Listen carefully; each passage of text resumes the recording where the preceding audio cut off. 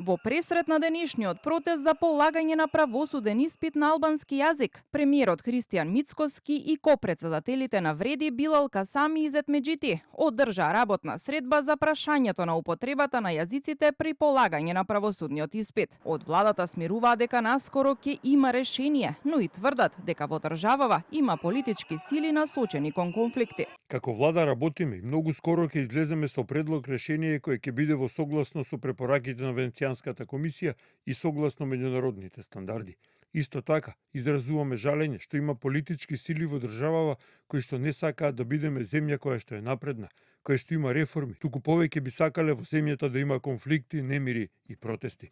Со кратки објави на социјалните мрежи, лидерите на Вреди најавија дека наскоро правосудниот испит ќе се полага и на албански јазик, додека пак од нивната партија се спротивставија на, како што велат, инструментализирање на протестот за политички цели од опозицијската ДУИ. Против кого протестираат децата на функционерите на ДУИ?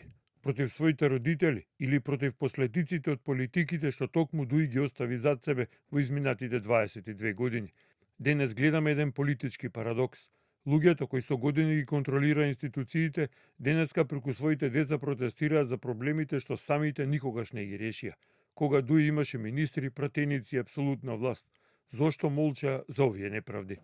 Лидерот на албанскиот сојуз Зијадин Селапак со објава на својот Facebook профил порача дека албанскиот јазик на територијата на Македонија се уште не е еднаков со, како што тврди, јазикот што подоцна се појавил во земјава. Од ДУИ веќе изразија поддршка за студентите и најавија дека ќе присуствуваат на протестот. Претходно, евроамбасадорот во земјава Михалис Рокас порача дека решението треба да биде во согласност со уставот на земјава.